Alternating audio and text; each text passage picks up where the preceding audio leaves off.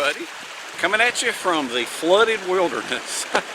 Right now I'm in the lowlands, and my creek that I usually camp near is really roaring.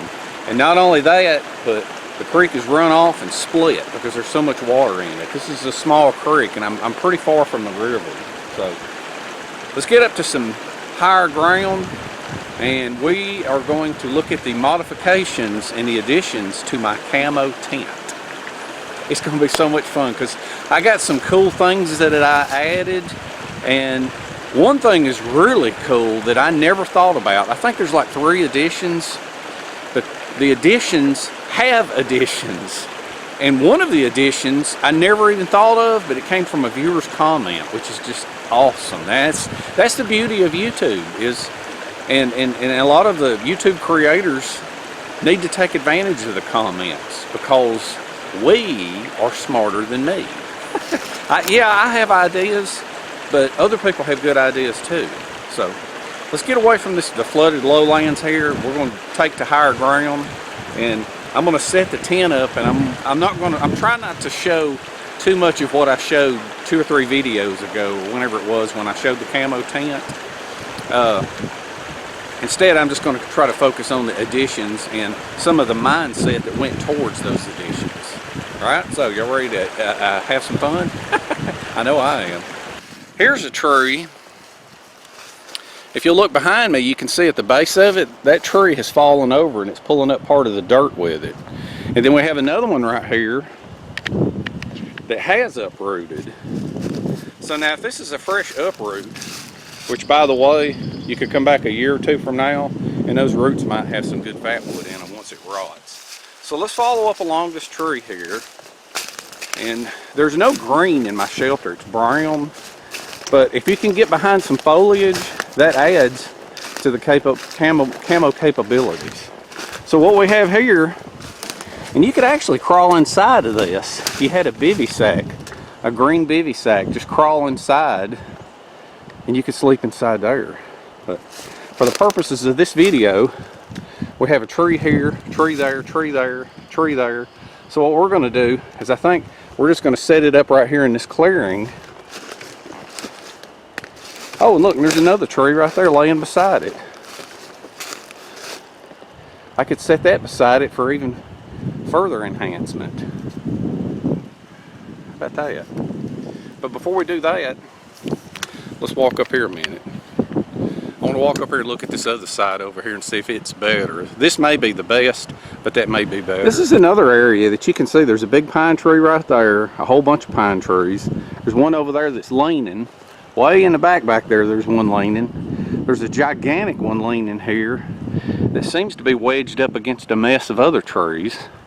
And then right over there, that's the top of another down tree. 2 more back there. So this is a bad area for trees falling over. And the pine trees don't have the roots that the hardwoods do, so sometimes they'll fall. But there's another spot, and yet another spot. So I may go over there and look before I set up over there, because that has foliage on 2 sides as opposed to the one side over there. This is absolutely a fantastic area, other than all the down trees. So I don't know, there's something about all these dead trees here. It's not a safe place. Try not to choose these places, but if you're trying to be stealthy, this is okay. So we're going to start with this uprooted tree, and I'm going to pan 360 degrees. More trees there for coverage. Trees down on the ground right there for coverage. There is a whole mess of trees right here, leading up to that big wad there that there's no way you could see through that. If you come through here, going downhill, right over there, because you can see right there downhill, because I'm up on the mountain. And if you go over there, there's more trees kind of blocking the view. Plenty of foliage right there. You'll come right over here. There's broken trees all over right here, leading back to all that greenery. And we're all the way back to the stump. So as you can see, I have done 360 degrees of coverage, and that coverage means concealment.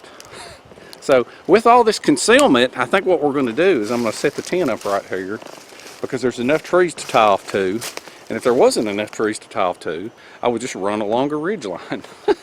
So I'm gonna go ahead and set the tent up, and I'm gonna try to set it up with a different kind of a ridge line to show you what I'm talking about on it. So, all right, I'm gonna unpack the pack and set it up. Something new, some kind of material, and I actually found it on the side of the road in the ditch. But what it is it's some sort of a vinyl coated burlap. It's very, very tough stuff. And so I use it for a sitting unpacking pad. So let's look in here. I have on the bottom of my Alice right here, I have let's see, can you see that? Yeah, all right. Still dealing with that glare, I haven't cured it yet. Luckily it's a cloudy day, so it's not as bad. I have the actual tent itself attached to the bottom of my Alice with bungee cords. Bungee cords are always helpful for everything, and you can see that is bundled up nicely right there. So set that there. Let's look inside here. This kit, now with a machete, a lot of times I won't hike in with a machete. I won't put it on my belt until I'm actually in camp. That way it won't be flopping around on me while I'm hiking in. I got, let's see, a silky saw. That's my 71 Forge knife and ferro rod. Carried it separately because I already have a knife attached to this one. That's what we have over here. Okay, I'll talk about that in a minute. Alright, this is the shelter kit that I talked about in the previous video. It's got the bronze pegs and all of my paracord. So there's no reason to go over that. That's some extra stuff. It has nothing to do with the video. This. Put this in. Oh, this is the Alice. This is a Coyote Alice. And if anybody asks, which they may, I'll go ahead and tell you that this kidney belt is not factory. The kidney belt is from Hidden Woodsman. And it makes a world of difference. World of difference. This is 3 grabber blankets. And this has to do with the idea that a commenter made. This is the addition. Okay, and I'm going to talk more about this here in a little bit. But right now I'm going to go ahead and set this the tent up, and you've seen it done before. So I'm just going to set it up and not re-film all that stuff that I did last time, and then we'll go from there. All right, sound good?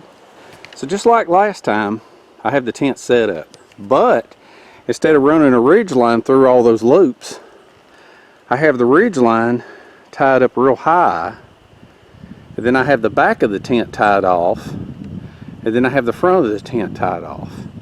So I have a natural droop in it. Now, before I had a straight line in it. So what I'm going to do now is I'm going to show you what I was talking about by manipulating it to break up that straight line of it. So let's see how that looks. Now do you see the difference?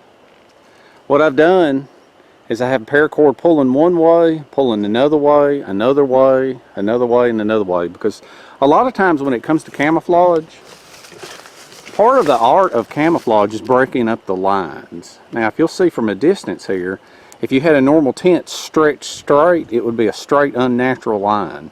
And I have made this line all crooked looking, and I've got some lines tied off the overhead guy line, and then I have some tied off of neighboring trees, because it ain't like a camo shelter is going to be set up out in the open anyway. And I've added Velcro to the door. I looked for zippers, couldn't find the right size zippers, so I just added some Velcro, which is pretty neat. Let's lower you down here in a minute. And I'm going to let's move you over here. Oh, camera fell. So that you can get another idea of that. And you can see now that the top of it is just a broken up line instead of being a straight line. Isn't that cool? Now the other thing that we're going to talk about here is I've added some loops right there. If you can see the 2 loops there, carry you around here. Because see how the tent has a natural dip to it this way? Well, I'm going to slide. I could tie off to each one and pull it out, but instead I'm going to lay a stick through it and tie in the middle and pull the whole side out. So let's see how that looks. All right, so now what I'm going to do, got my ridge line tangled up. What I'm going to do now is I have a branch cut and I've left all the limbs on that'll further enhance the camo capabilities of it. So, take a look, see if this thing will fit in. And the loops are plenty big enough that I can put branches in them.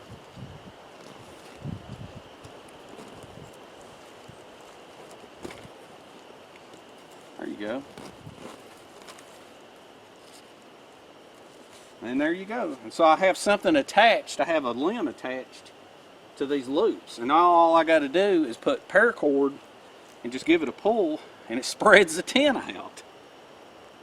It gives me more room and breaks up that flat, unnatural look to it.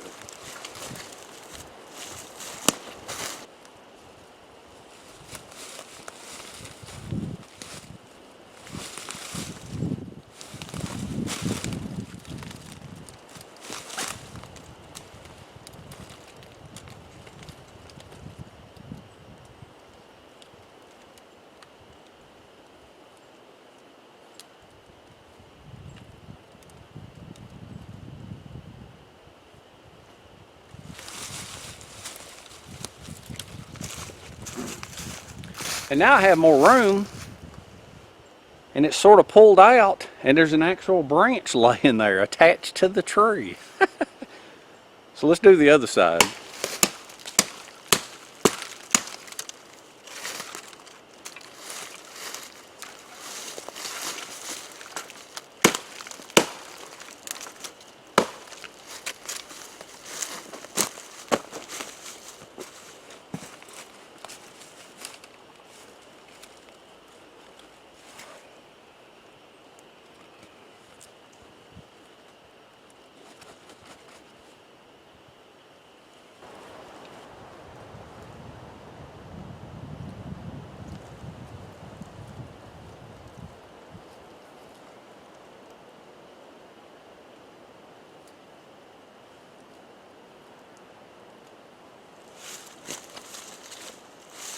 The top of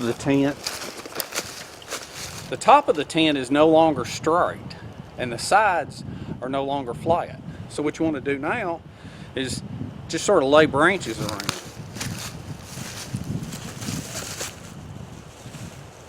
And you can lean them against that rope ridge line up top.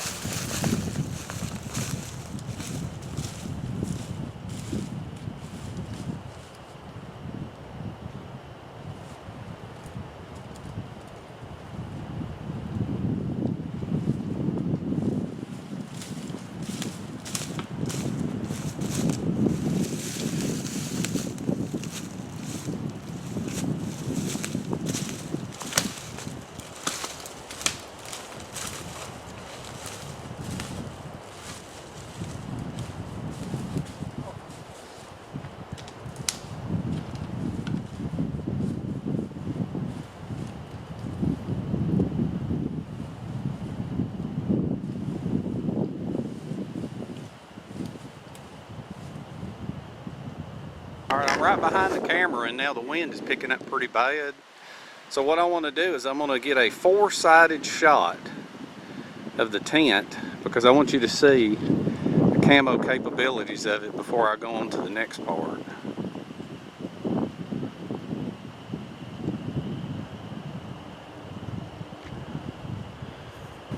Here's another view of it. Now, if I was in the view directly behind all of that foliage, it would be impossible to see it. But I think the only reason you can see it now is because I'm showing you it. But if you were casually walking through the woods, I honestly don't think you would recognize it. Now, honestly, I'm having trouble even seeing it on the viewfinder.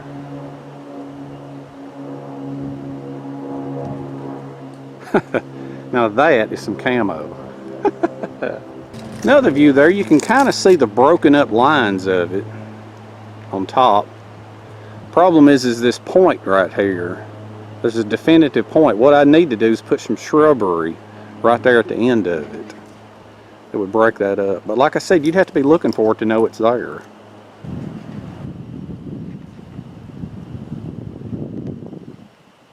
another good view. But this point up here, this point at the very top right here is what kind of stands out to me. Right up there. But I don't know. Like I said, you'd have to be looking for it to see it. One more shot from this front side and then we'll move on. This is another good indicator of how broken up the top of the tent is. See, the top of it is not straight. Pretty evident right there. Now this is kind of cool because that tree limb has a branch that's at an angle that just happens to match from this view. See, and sometimes a little bit of being at just the right view can help your camo stealth capabilities. The wind's picking up and I just heard another tree fall. I was going to have a fire and cook something, but I don't think I am now. I think I'm going to finish setting this up and then I'm going to leave. Because there's so many trees around here. I ain't going to risk it today. We'll just set it up and I won't get out of here. Okay, moving on to the front of it now. The front here, there was a lot of suggestions on snaps, zippers, magnetic strips, or Velcro. I couldn't decide, so for now I thought I would try the Velcro, and the Velcro seems to be okay. If it gets really dirty, or if I can find zippers, I may just move to the zippers. But the zippers can't be silver zippers. They're going to have to be plastic of some kind, like black or brown, to where the teeth are plastic, because I don't want anything shiny silver on this. Because like even at night, if somebody was shining a light, anything silver or stainless steel will throw off a glare of some kind. So what I've done here is I have Velcro. Now the Velcro is white. I may later replace it with some tan color if I can find it. I'm going to have to order some. This is all I had. But you just sort of pull it apart. As you can see, it's plainly evident when you pull it apart how bright it is. But we're not worried about that right now. This is just for the sake of sealing it up.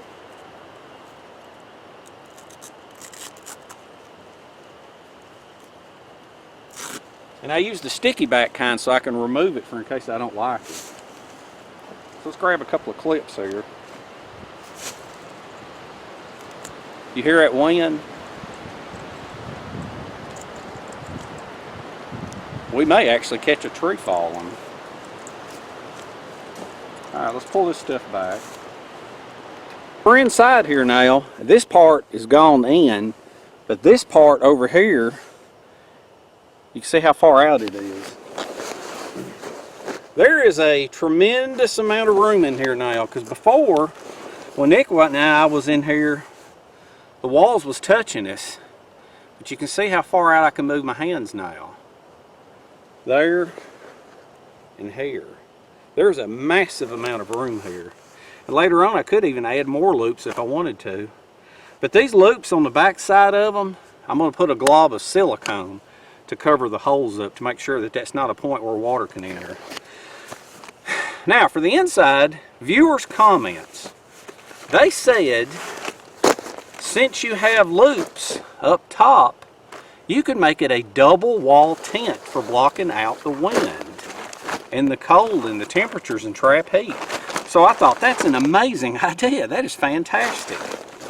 So what I'm going to do here is my grabber blankets, I have put some ribbon on it. Should have had webbing, but this is that grow grain ribbon, and it turns out it's 100% polyester, and it's pretty much just as strong as webbing, especially for holding up the blanket. So what I think I can do here, and I've got 3 of them here, I may not put all of them up, but what I want to do is I'm going to let's tie one end up here. Like I said, this is a viewer's idea. I never would have thought of it. See, all you got to do is tie this up like that.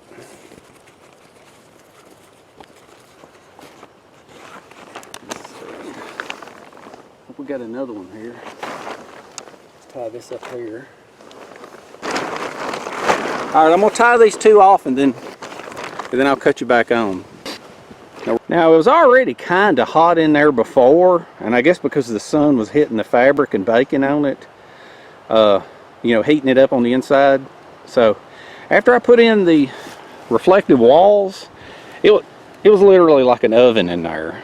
Now you can see maybe I've got a clip over there holding it to the wall. I've tied it to the roof, and the problem with it in the back there is the drooping. So let's go inside and have a look. And I think the way this stuff is drooping in the wall, on the wall here, you can look at it in two different ways. You can put it as in later on I can put Velcro behind it to hold it up against it, but if I do that, it won't quite have an airspace behind it.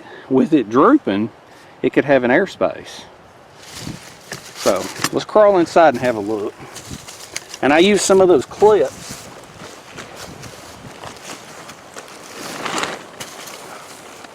I say I just pulled it loose. I just pulled that one wall loose. See this clip? I just pulled it loose because I kicked it with my boot. So what I'm doing now is I'm just kind of pinching it up and clipping it together, which is okay for a temporary usage. Let's crank it up here. But I think this is a great idea, and it's already, see this what I'm talking about? See this droop right here? Maybe if I put Velcro behind it, it would work okay. But I'm gonna lay down in here for a minute and see. Oh, and there was enough. Let's have a look at the floor. There was enough that it folded over to where I've got reflective walls. I have the reflective walls here and a reflective floor. So let's see. I think I can lay down here no problem. Whew.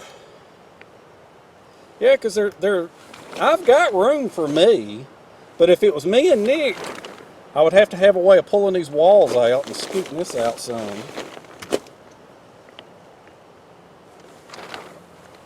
But the basic idea, and I don't know, maybe you could do this in the summertime.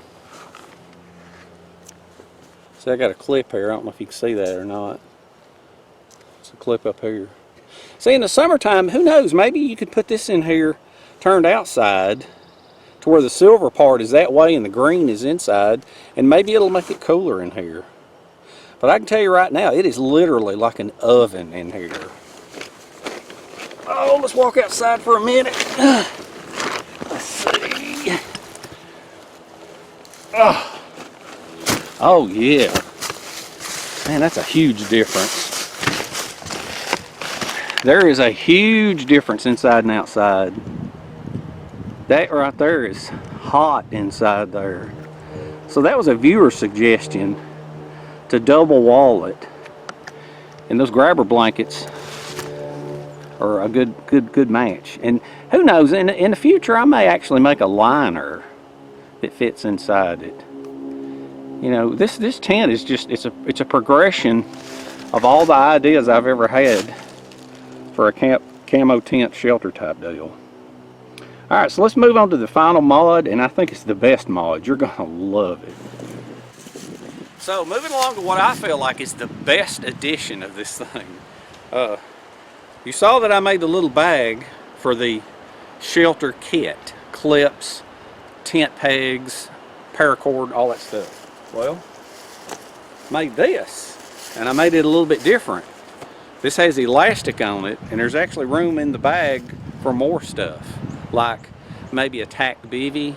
But what's in here, there's kit mentality. Okay, now kit mentality is where you have your kit, whether you're camping, bushcrafting, or survivaling, or whatever, and you have your gear in your backpack. Okay, if you get separated from your backpack, your kit mentality should be that in your cargo pocket or your other pockets or wherever, you should have a portable bivy sack or a hammock or a mylar blanket of some kind. That's kit mentality. That's for if you get separated from your kit, what are you going to do for shelter? Well, this thing I made, it's got this elastic, adjustable elastic on it. So I pull it down, stretch it down, and then it's got belt loops. So the idea behind this pouch is that I can wear this on my belt, back here, wear it on my belt, so that if I get separated from my pack or wherever, whatever happens, then I've got this with me. Now what this is a reflective blanket I made, a mini reflective blanket. Now this is probably going to ruin the stealth capabilities of this, the way it's set up, but you don't have to use it unless you're going to have a fire. So what I have done here, and this is different from the others, as you can see, it's made out of the same material. But alright, get ready to get blinded. The other side is reflective. Alright. Now the way it is, there's no paracord in that kit. And there's just this. And I'll have it with me so that if things get ugly, I can just put it over my head to protect from rain or snow or whatever. Or possibly I could wrap it around myself to stay warm. Or the other beauty of it is the way it has, what was that? Oh, I saw something on there. Oh, I saw something fall off. But anyway, the loops are very large and very wide for putting sticks through them instead of paracord. So what you can do, let's lay 3 sticks through it, and then I'm going to kind of give you an idea of the design features for this as standalone and with the shelter. Okay. Now the beauty of having a down tree right near your shelter is the fact that you've got your own personal chopping block nearby.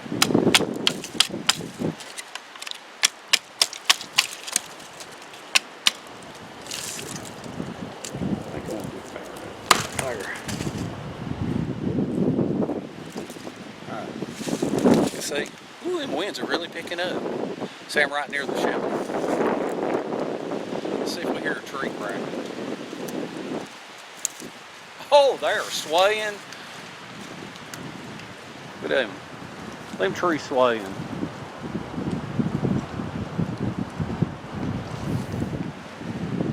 Man. No fire for Dave today. Man, we got to get this done.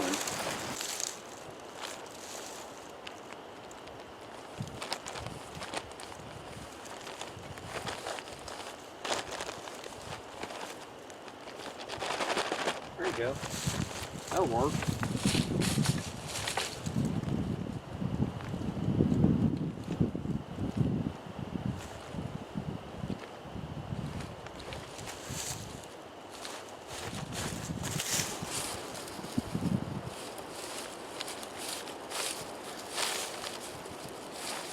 So I've got these 3 sticks in here like this.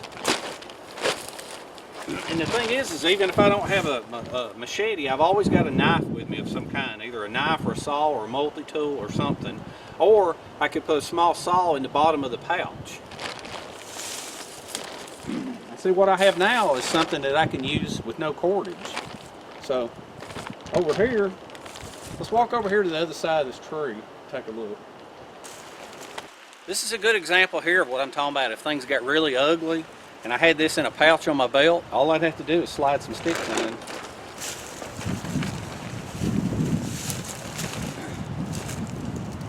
Lay it up against that. Now something's going to have to be done about that sliding down.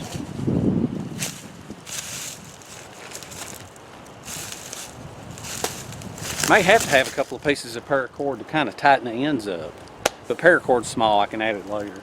But just crawl underneath there and shelter for the night. Maybe use some bigger sticks for it. You can crawl up under here and just lay under here into the night. And one more thing I thought you could do which is what you call situational advantage. It's where you take advantage of a situation. So let's have a look at that. In a survival situation, you have to resort to using natural elements.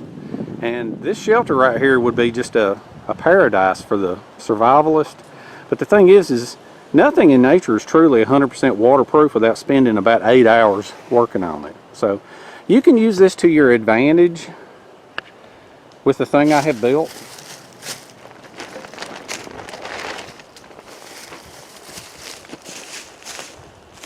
Just simply walk over inside.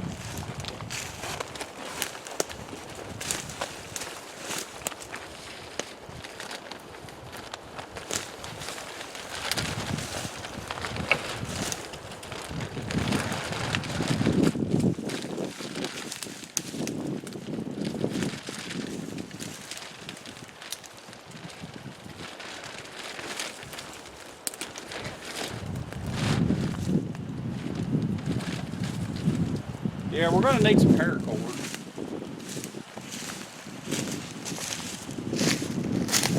In both setups I've tested so far, I've needed paracord. So see, there's one view of it, but what you got to worry about is those depths, because they'll fill with water. But that's something that I can work out later. Probably will need a paracord. But as you can see, that is clearly a decent situation for keeping like cold rain off of you. All you got to do now is crawl inside.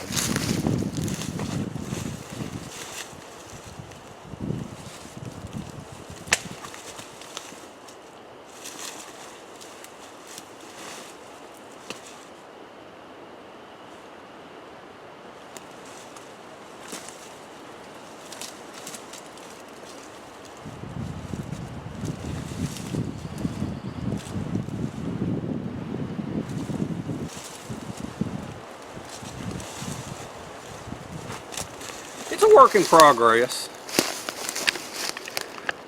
It's a work in progress. What you're looking at came straight off the sewing machine. So now if you had bigger branches that you could barely fit them loops on, I think it wouldn't move around as much. But I think 4 pieces of paracord is the answer for keeping it stretched out. So, you know, or even bank line. Bank line don't weigh much. So in the future in that kit, I'm probably going to put in, have the reflective tarp on those little bitty tack bivvies and some bank line, and it'll be like a survival kit. And I'll put the tack bivvy down in the bottom of the bag in the bank line. It won't never mess with it. For regular camping, I'll just use the tarp. So now let's go look at it and see how it relates to the shelter. This is just a secondary use, not the primary use. Got this other setup ready to show, and what I did is I added some paracord across the top. I put some Prusik knots and some clove hitches to sort of hold it up at the top. Now, the first setup is if I want to have a fire, I can have a roof.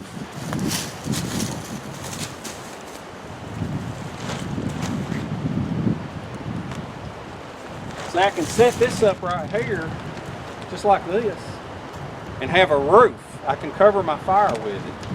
I can cover it like a house, or tie it up with a paracord and have a roof like this. Now the other idea is a fire reflector. So what I would do, that way if it's snowing or raining, I can just have it overhead to keep the rain and the snow from the fire. Let's see, I might could have it. I might could set it, if I could tie it off right there in the middle and then tie it to this tree, this other end, have it like that, and then have this end like this tied off somehow, then that would be a nice roof. So let's see what we can do about setting it up right as a fire reflector. Put it right here in the front.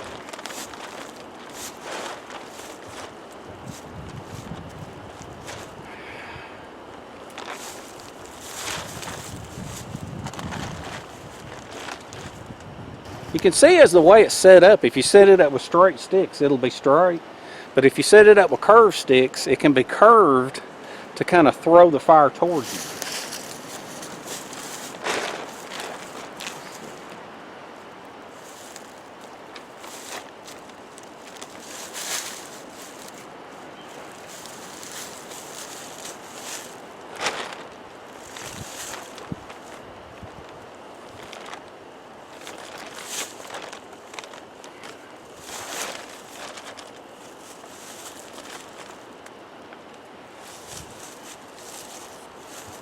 Now let's have a look from the other side. As you can see now, what it is I could have a fire in the front and it would reflect back on me. You can see from this side the reflective wall doesn't hurt the camo capabilities, but I'm sure it will from the other side. Now a lot of people, you'll see a lot of YouTubers when they build these natural shelters and these little forts, that they'll have a stack of wood and they'll call it a fire reflector. Wood absorbs heat, it doesn't reflect it, so it's, if anything, it's more of a wind blocker. As you can see, this does nothing for the reflective capabilities, I mean the camouflage capabilities from the backside. But you don't have to have it if you're going stealthy.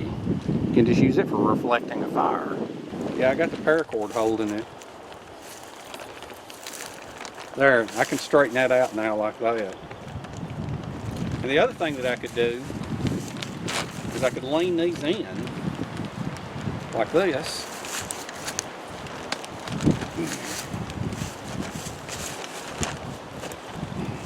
Just like that.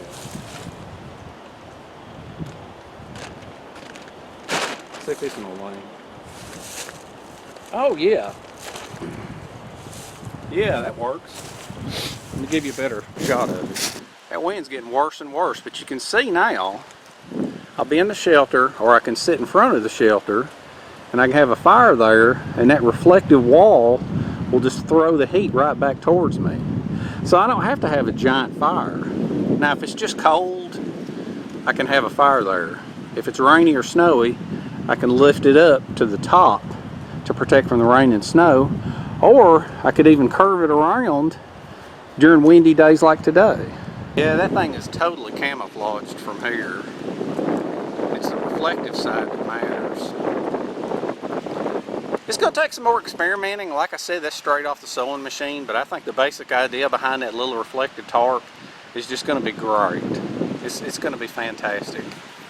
I don't know if I'm going to have enough cold weather left this year to really test it with a fire, but I already know how that heavy-duty reflective mylar does. It does a great job. Man, look at them trees. These trees are a-rockin'.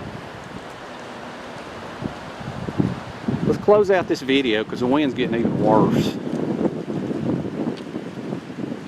I've gone over what all the details are of this thing, and as you can tell at the top here, this paracord that I put in, it doesn't need to be tied together because since this is tight, it's not allowing me to stretch the stick out and get the droop out of this. So, but then again, this coming down may throw the heat down more towards where I'm sitting. So that's what the inside of it looks like. It's got those nice reflective qualities. For now, I'll just scoop that up there like that. And the big loops were meant for if this ever turned into a piece of survival gear, that I could use it without cordage. But the fact that I have built this to match this shelter, what I may do is add some more smaller loops, or I may add webbing on here right above it on this part. I may add webbing so that when I slide it on the stick, I can tie it off right here onto the stick. Or I may even add elastic, I don't know. But the reflective qualities of this is what matters. You know, I have me a fire right here, and if I want to curve this end around, to make it also a wind blocker, but its primary objective is a fire reflector. Because if you got a big giant fire, you're putting heat off everywhere. If you've got a small fire in this, it'll reflect the heat back. Ain't that cool?